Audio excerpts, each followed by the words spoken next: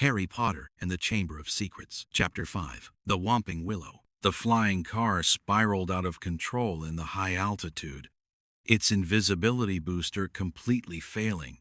Hold on tight. The invisibility booster's completely gone. We're sitting ducks. The car narrowly avoided a Muggle tourist plane, all Dobby's fault. If he hadn't sealed the platform, we wouldn't be in this mess. The engine was about to die, the speed dropping abruptly. The engine's failing. The car barely skimmed the treetops of the Whomping Willow's vicinity. Look, Hogwarts walls, we can glide in low. But the out-of-control car hurtled straight toward the dangerous Whomping Willow. Dodge it! The car collided violently with the Whomping Willow, the windshield shattering instantly. The willow's branches lashed out like venomous snakes, coiling around the car. My wand! A thicker branch smashed open the car door, wind howling into the cabin. Hedwig! The car spun wildly in the willow's grip, before finally crashing near the edge of the grounds. We're alive. Professor Snape appeared at the scene. Good evening, gentlemen. It seems your flying skills require refinement. He examined Ron's broken wand. Mr. Weasley's magical modifications are truly remarkable, turning a Muggle car into a hazard. The trio trudged up the path toward Hogwarts Castle. It wasn't Dobby's fault he blocked the platform on purpose. It's my fault. If only I hadn't insisted on taking the car. Harry and Ron faced Professor McGonagall's scolding. Take the muffliato. I never thought that a Gryffindor student would act so recklessly and dangerously. Snape seized the opportunity to give Harry and Ron a hard time. Professor McGonagall believed they should receive the harshest punishment as a warning to others. Headmaster Dumbledore intervened to handle the incident. Professor McGonagall, Professor Snape, I believe Potter and Mr. Weasley didn't mean to do it. Dumbledore announced the disciplinary decision for the two of them, I decided. You won't be expelled, but detention is unavoidable. Dumbledore warned Ron about the dangers of a broken wand. Mr. Weasley, your wand is broken, which will cause you considerable trouble. Snape expressed dissatisfaction with the disciplinary outcome. Harry noticed Ginny's unusual behavior. Upon seeing Harry, Ginny hurriedly left. Harry sat in the common room, reflecting on everything that had happened that day. Their classmates were full of curiosity about the two's adventurous exploits. Well done. Actually driving a car into Hogwarts. That's so cool. Director Percy expressed dissatisfaction with their actions. You were too reckless.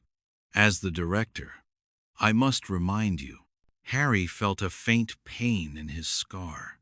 Ron was upset about losing his wand. This was the wand passed down to me by Charlie. Hedwig suffered minor injuries in the accident. Harry reflected on everything that had happened that day. The two discussed Dobby and Ginny's unusual behavior.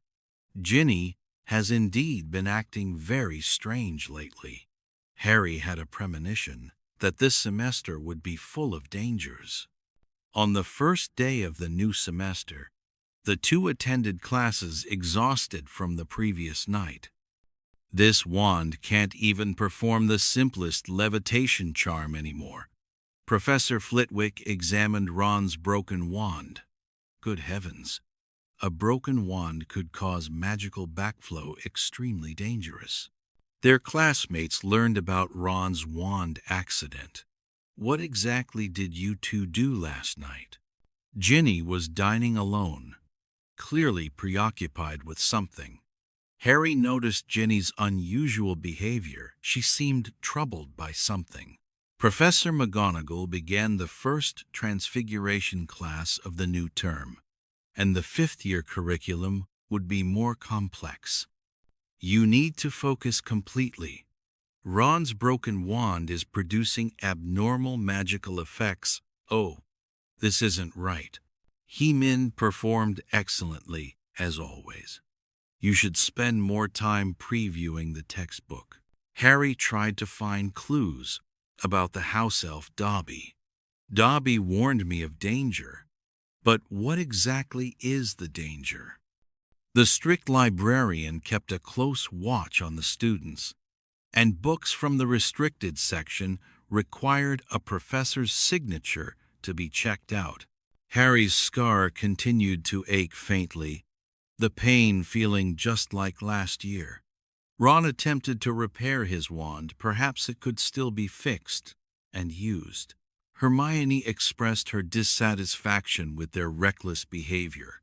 You should have sought help from a professor immediately. The caretaker, Filch, was patrolling at night, ordering me to catch students wandering after hours. Harry had a premonition that something big was about to happen at the school. Where would the danger Dobby mentioned come from? The new term's Defense Against the Dark Arts class would be taught by Professor Lockhart.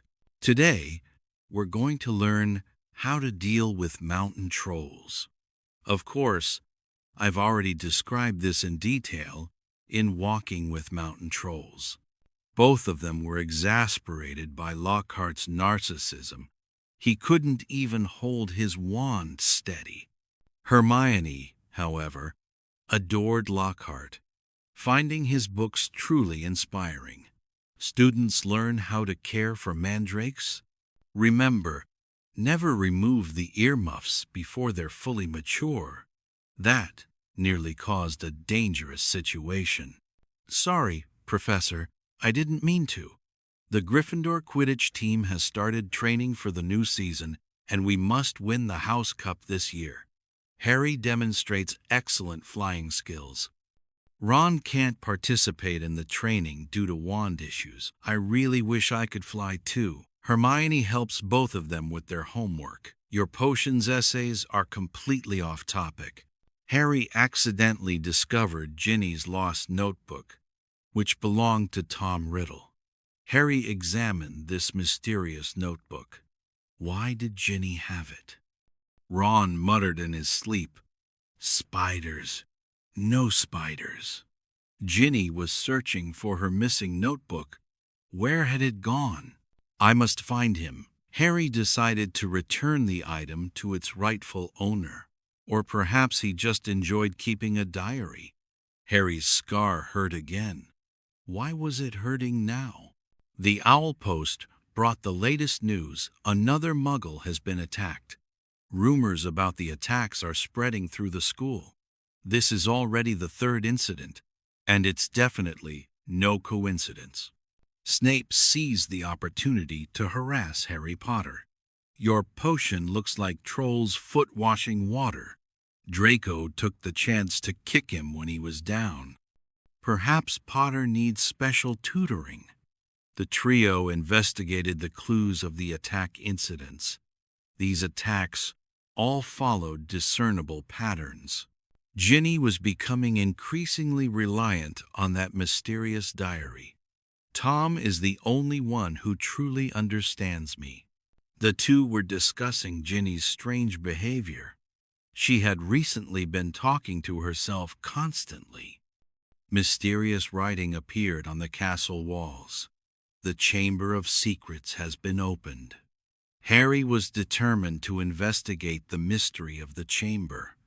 I must uncover the truth. Chapter 6. Gilderoy Lockhart. On the morning of September 2nd, the Great Hall of Hogwarts was filled with the aroma of freshly baked bread and pumpkin juice. Not a howler, Harry thought. Suddenly, a piercing, amplified shriek erupted from the entrance. The envelope seemed alive, writhing violently as the screams grew louder. "Open it! Let Mum's voice get even louder!" With a sharp pop, the envelope split open, and Mrs. Weasley's voice boomed like thunder across the hall. Ron's face turned scarlet, as if he wished the ground would swallow him whole. Harry felt a pang of guilt if not for him. Ron wouldn't have risked taking the flying car. Ginny sat quietly, pushing food around her plate, her face still pale. Professor McGonagall entered the hall, carrying a stack of timetables. At the mention of Lockhart's name, the witches in the hall squealed in delight. Brilliant! Professor Lockhart, I've read all of his books. Ron came back from outside just in time to hear Hermione's praise. I think he's just a boastful fellow. The herbology class was held in the greenhouses of Hogwarts. Sunlight streamed through the glass dome. Professor Sprout, dressed in dirt-stained work clothes, was pruning a pot of spiky plants. Inside grew some green seedlings that looked like deformed babies. Hermione immediately raised her hand and began explaining the properties of mandrakes in great detail. Mandrake, also known as mandrake root, is a potent ingredient for antidotes. Everyone must wear earmuffs to protect their hearing. The roots of the mandrake were slippery, as if coated in mucus. Ron's broken wand, which had been in his pocket, somehow suddenly fell out. The mandrake's cries instantly became even more piercing. Ron shuddered all over, and the shovel in his hand dropped to the ground. Professor Sprout reminded Ron to handle the fragile mandrakes with care. Harry picked up the shovel for Ron and whispered a reminder. Watch your wand. You'd better not keep it in your pocket anymore. At that moment, the greenhouse door was pushed open. Professor Gilderoy Lockhart strode in, dressed in a dazzling purple robe. Professor Sprout clearly wasn't pleased by his sudden appearance. Lockhart walked up to Harry and threw an arm around his shoulders. He raised his wand and gave Harry's hair a light tap instantly. It became even more voluminous and stylish. Lockhart boasted about his magical skills with great confidence, while Harry forced an awkward smile, feeling distinctly uncomfortable inside. Ron whispered to Harry, expressing his dissatisfaction with Lockhart. I told you he was just a show-off. The classroom was filled with Lockhart's photos, each showing him with a beaming smile. He sat in a chair behind the lectern, replying to fan letters.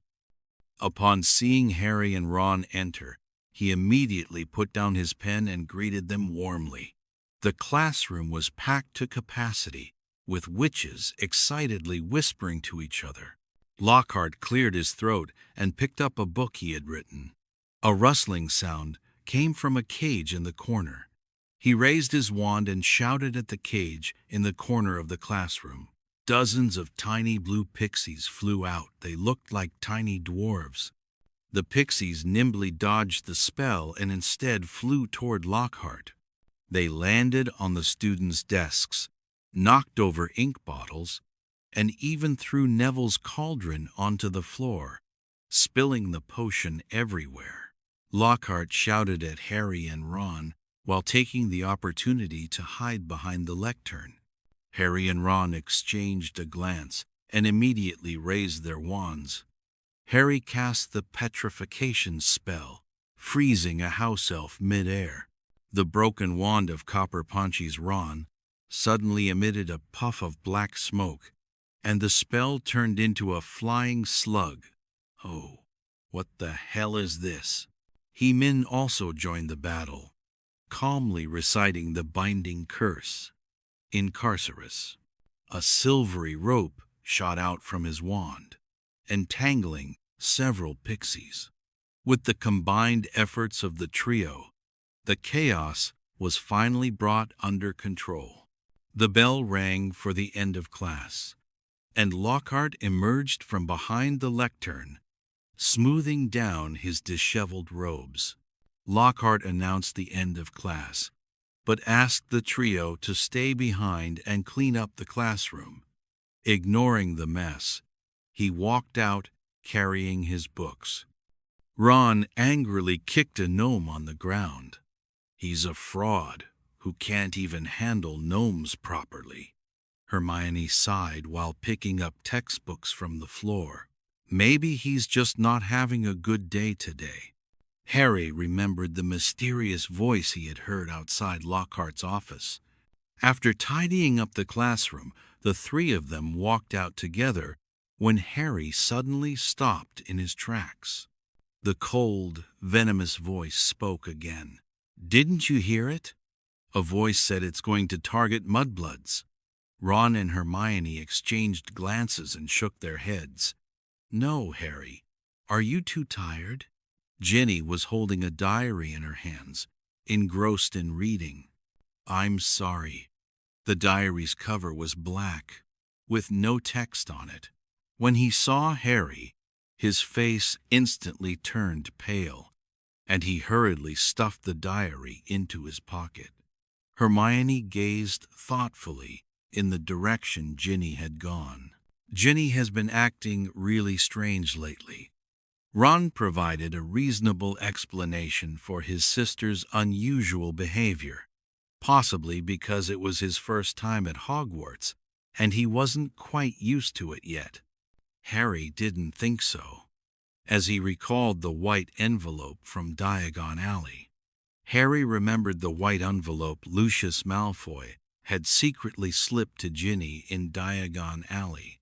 Back in the Great Hall, Harry sat at the table lost in thought. Draco Malfoy was whispering with his friends. Draco kept glancing at Harry with a smug, gloating smile. Harry recalled what Malfoy had said in Knockturn Alley. Harry suddenly remembered what Malfoy had said in Knockturn Alley, and a terrible thought flashed through his mind. Could that mysterious voice be the heir of Slytherin? And was Ginny caught up in some dangerous scheme? He touched the scar on his forehead, where the pain was growing stronger. Beneath the calm of Hogwarts, a great crisis is quietly brewing. Late at night, the lights in Gryffindor Tower were still bright. Harry was researching information about the heir of Slytherin, and the portrait of Salazar Slytherin on the page seemed to be staring right at him. Ron was so sleepy that he kept yawning, but he insisted on keeping Harry company. "If you ask me, Malfoy is just bragging." Hermione, who was dozing off, suddenly woke up with a start. The Chamber of Slytherin was mentioned in the book about secret chambers. He quickly flipped to the chapter about the legend of the chamber. The three of them huddled together, reading the mysterious account. The pages contained vague clues about the entrance to the chamber. Suddenly, Harry remembered something crucial. "I can speak Parseltongue." Ron was shocked by this sudden piece of information. "Merlin's beard." "Son, you mean He-Ming's brain was rapidly processing all sorts of possibilities. This does not mean you are the heir." The night grew darker as an owl swooped past the castle. Harry suddenly stood up and made a crucial decision. "We need to keep an eye on Ginny." Ron was both worried about his sister and terrified by the legend of the Chamber of Secrets. "After all, that's my little sister."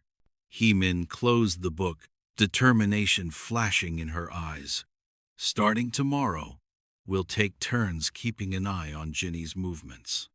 The next morning, the three hid at the corner of the spiral staircase. Ginny hurried past with her textbooks, her face paler than usual. A corner of the black diary peeked out from the gap in her bag. The trio exchanged silent, worried glances.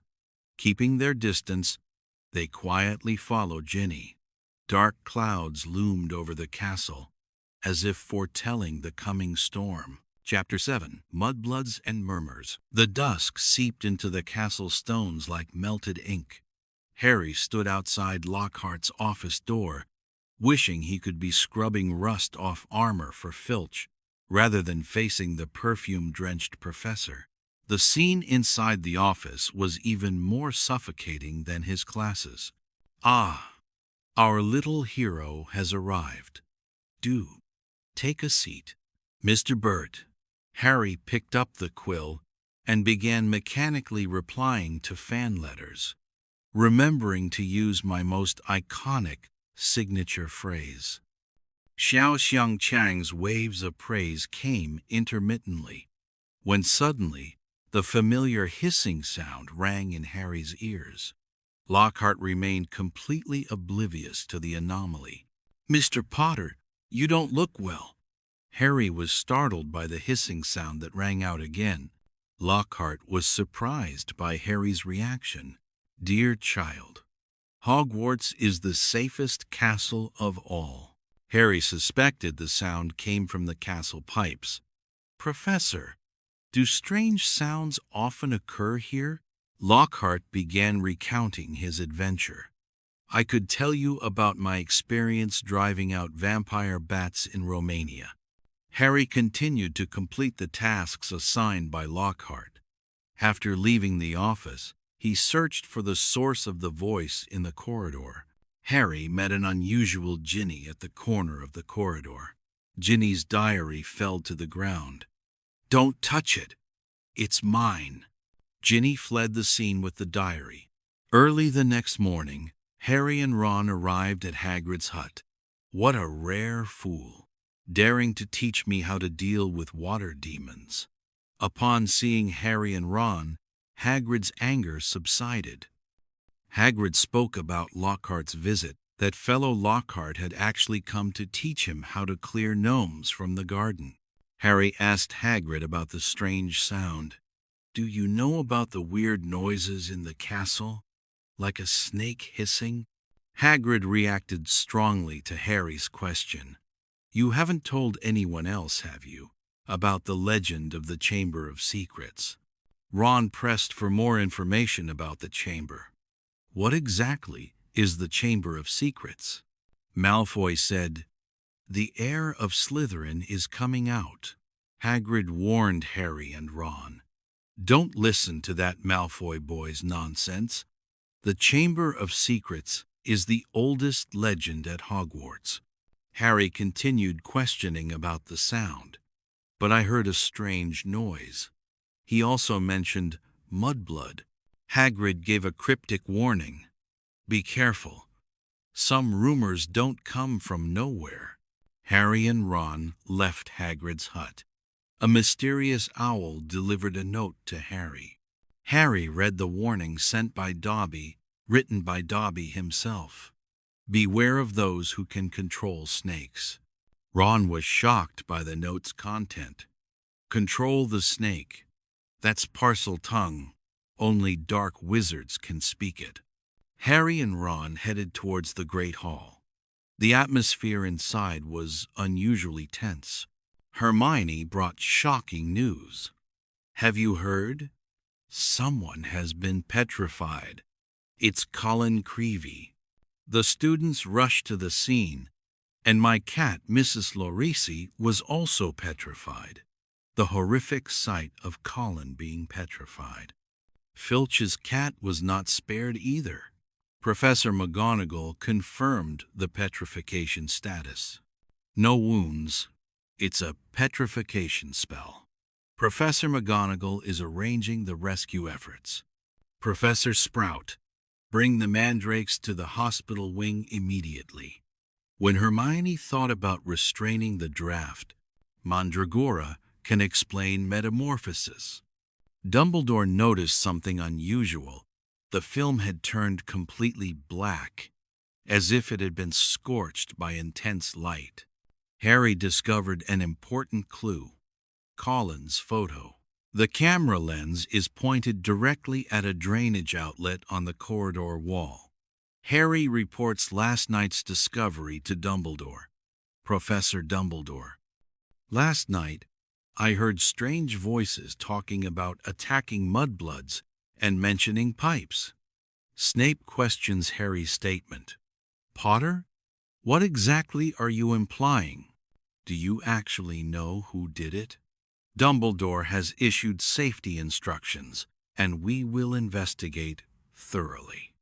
Before Harry, everyone must return to the dormitory after dusk.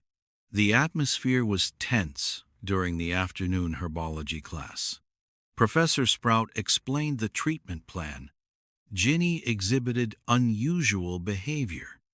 She confided in Harry about the diary's secret. There's something wrong with that diary. It writes back to me when I put words in it. Harry noticed the diary's abnormality. What diary? The one you've been hiding all this time. Ron also noticed his sister's unusual behavior. What diary? The one you've been hiding all this time. Ginny revealed the diary's origin. It was slipped to me by Malfoy's father. When aligning the diagonal image, Lockhart made an untimely appearance. Dear students, I have heard the unfortunate news. Lockhart seized the opportunity to promote himself. I've already written a new book, Fighting the Petrification Curse to the Bitter End, which will be published soon. Even Hermione lost interest in Lockhart. Ginny seized the opportunity to leave the greenhouse. Harry began connecting the dots. Ginny was being controlled by the diary, and its owner was likely Slytherin's heir. Harry's scar hurt again, and this time he was certain the danger lay in the castle's underground pipes. Following Dumbledore's instructions, the students returned to their dormitories. Harry sorted through the clues in the common room. The trio started discussing their investigation plan. We must find that diary. Hermione researched information about the Chamber of Secrets, and the book stated that Salazar Slytherin built the chamber before he left. The trio formulated an action plan. We need to locate the entrance to the drain pipe, but Filch is patrolling everywhere now. Hermione summarized the investigation findings. According to records, the entrance to the Chamber of Secrets is most likely near the girls' bathroom. Harry recalled the crucial clue. When Ginny ran into the girls' bathroom, she was holding that diary in her hand. Ron realized the danger his sister was in Merlin's beard. Ginny might have been controlled by that diary. Hermione was researching information about magical artifacts. A diary that could communicate with people. This might be some kind of dark magic artifact. Night had completely fallen over Hogwarts. The trio decided to investigate. At the risk of danger, we must check out that room of requirement tonight. Avoiding Filch, the three began their operation, carefully evading patrols. Shh, I hear Filch's footsteps. As Filch and Mrs. Norris passed by, the trio reached their destination, the land, the Weeping Oleander. Here you are again? Coming to mock me this time? Hemin inquired the ghost for information. Tao Jiniang, have you seen a black diary recently? Myrtle provided crucial information. The red-haired girl always writes here, and even talks to her diary. Harry was searching for the entrance to the Chamber of Secrets, and this faucet had a snake emblem on it. Discovered the clue to the Chamber of Secrets entrance. This must be the entrance, but how to open it? Harry attempted to communicate with the serpent mark, and the chamber entrance slowly opened. The dark pipe entrance was terrifying. Were we really going down there? Harry was determined to enter the Chamber of Secrets. Ginny might be down there, and we must go save her. The trio ventured into unknown dangers, with silver light flickering. The three of them advanced through the underground pipes. Be careful. I can sense he's nearby.